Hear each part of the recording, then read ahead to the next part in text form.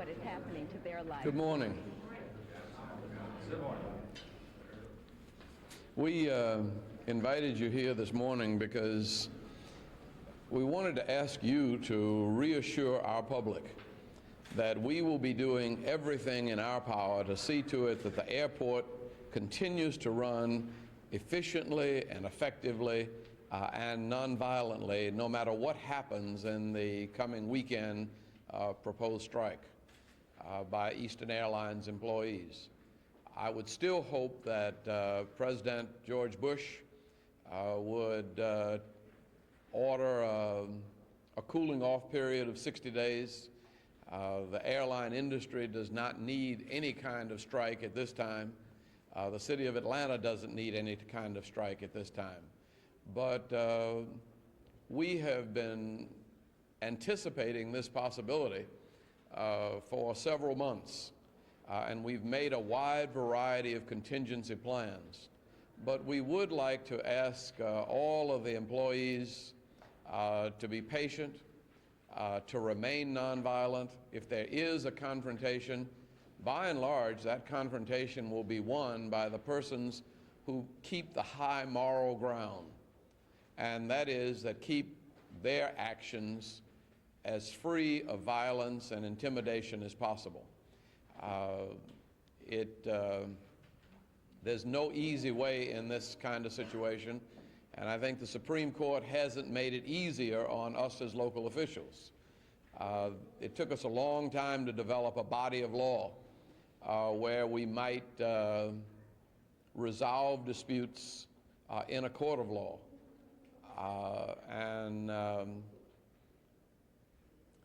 I think the rules and regulations governing organized labor, I think, have been dealt a blow by the recent Supreme Court decision. That's likely to make it more difficult for us because it's likely to make everybody more desperate. But we would still make an appeal for patience and for calm and for, above all, nonviolence. We have assigned additional police officers to the sites where there will be demonstrations taking place. But I must say we've had a great deal of cooperation with the Machinists Union, and we've negotiated understandings with them about their right to peacefully picket and present their point of view to the public. But in these kinds of situations, it does take everybody's cooperation, everybody's forbearance. And so this is just an appeal to all of the parties concerned. Let's see if we can't get through this with a minimum of difficulty. But the city of Atlanta intends to keep the airport open, intends to operate it as efficiently and as effectively as possible, and we also intend to protect the rights of all of those citizens that are involved in the airport, those that are coming to fly and do business, those who have grievances and want to peacefully picket for the redress of those grievances. It makes our job a little difficult, but we've been up to the task before, and I'm confident that our police officers, our airport employees will be up to the task at present.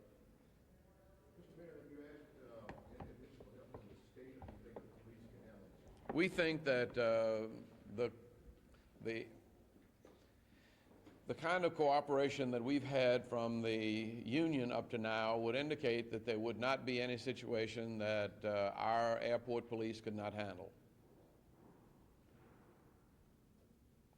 What kind of contingency with extra officers, could you get into some detail with that, where they'll be? They'll be wherever they're needed.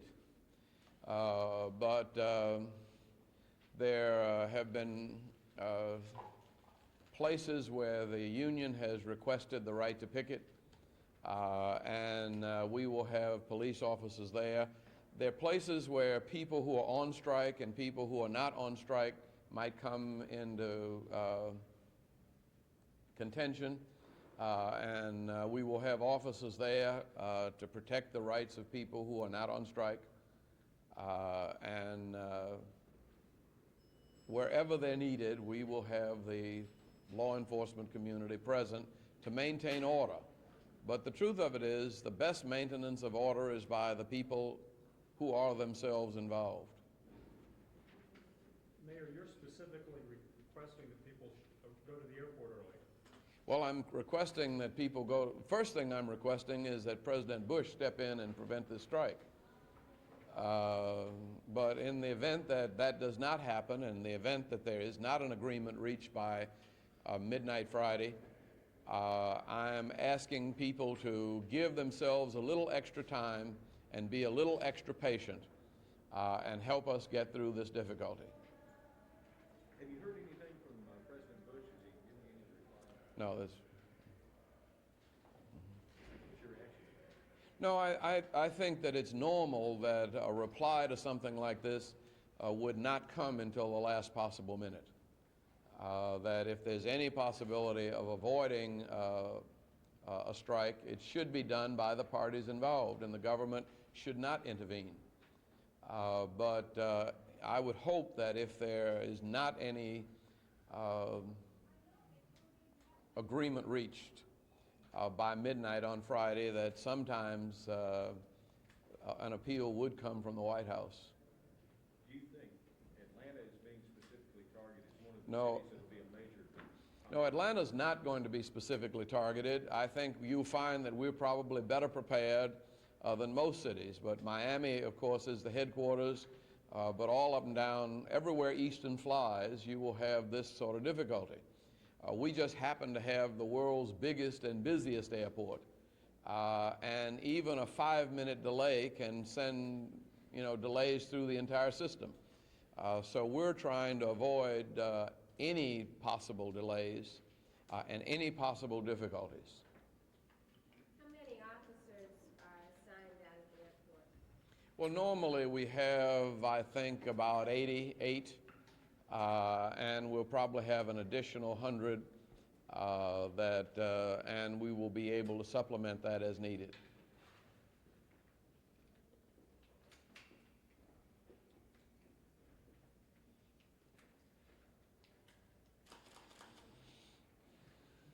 Okay?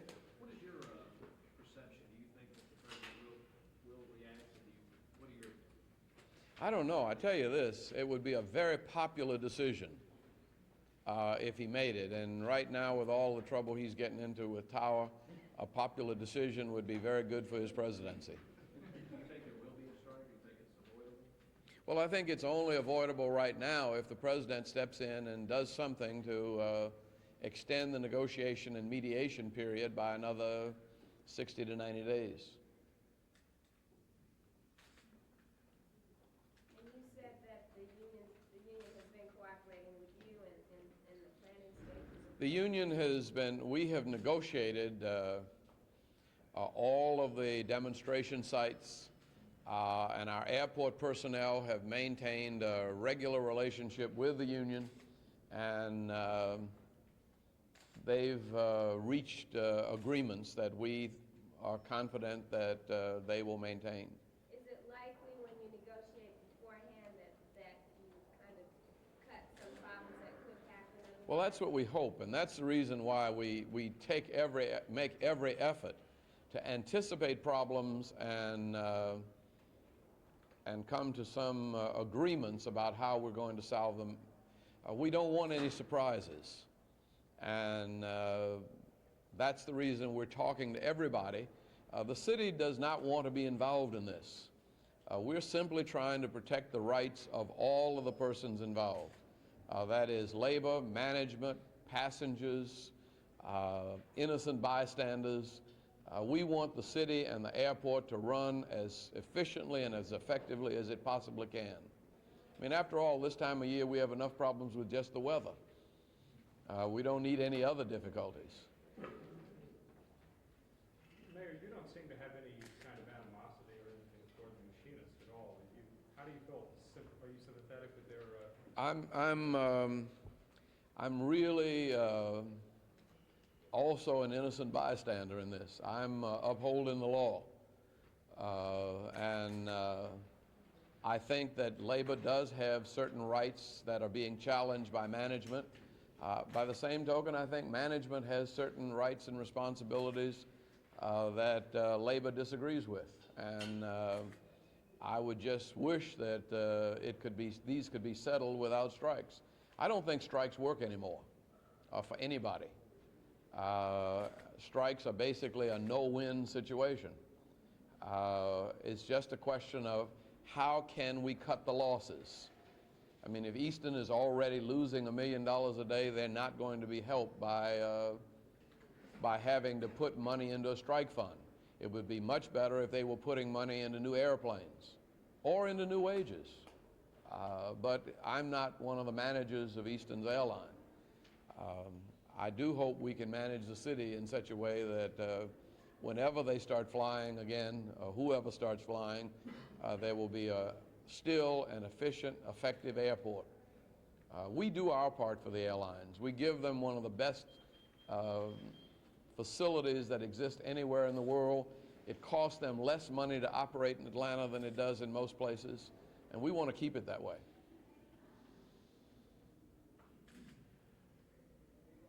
Okay, thank you very much. Thank you, Mr. Mayor.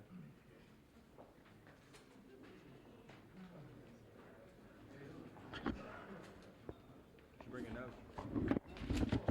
Look out for tearing that stuff. Did you bring a note? You were late to class. What can you do?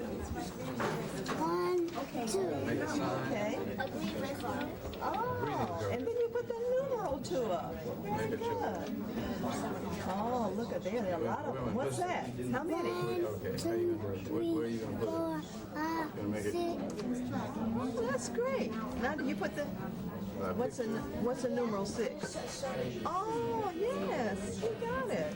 Let's see. And then they dance Why for don't we you make when a you do birthday it card for correctly? April? That's nice. See, it's the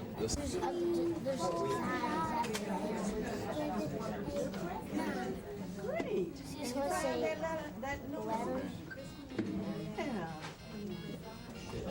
No, the kites fly for you when you're correct. Now look. Okay. How many? 1. Okay, now can you find that? Now type your message. Look what happens. It jumps. Can we say, what are you going to say? Happy birthday, Acorn? But I don't know how to spell acorn. You know how to spell happy? Hardly. Okay, well, let's say H-A-P-P-Y. Can you locate that? H-A-P, there's a P up here. P-Y, yeah. And then skip line. And then come down. Okay. Why don't you make the birthday down the next line? No, it goes back when you type Okay, okay. Why don't you pull it down one more line? Okay, now. No, not that far. No, because the picture's going to be in the middle. Oh, okay. All right. Okay, so ACOR is what? A-C-H-O-R.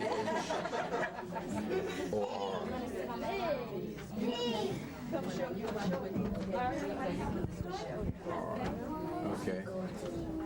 No, oh, no. We didn't put birthday in. Can you find it?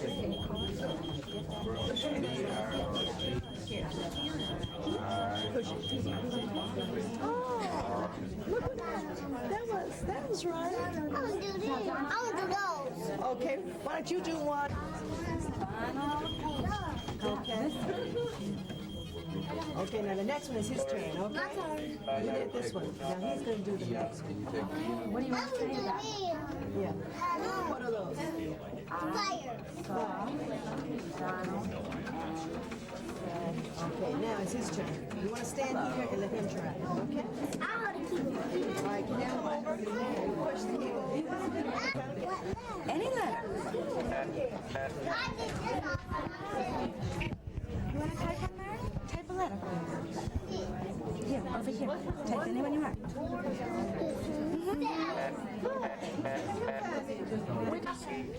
What is that?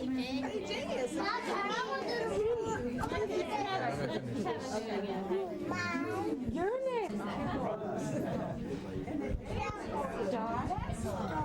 L. Here,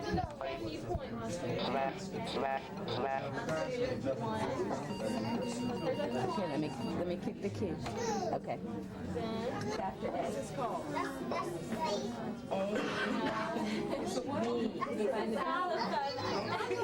Okay, Same fiddle, same family. 1, 2, 3, 4, 5. You know, you can teach me how to use a computer. There you go. Since this is the birthday of Mayor, You have to come in and pray. if they will, to stand by the birthday cake, get a picture over here. I'll be right back. Mayor has another appointment. Come on, you gonna cut the cake? No, Penny, here's the birthday cake, and we appreciate you being here to share the celebration with us. Okay, Marianne, I'll give you the first piece. That's the fat piece. Give you the small piece. This is the one you like. Thank you very Oh, much. come on, you're not gonna sing happy birthday? Happy birthday to you. Happy birthday to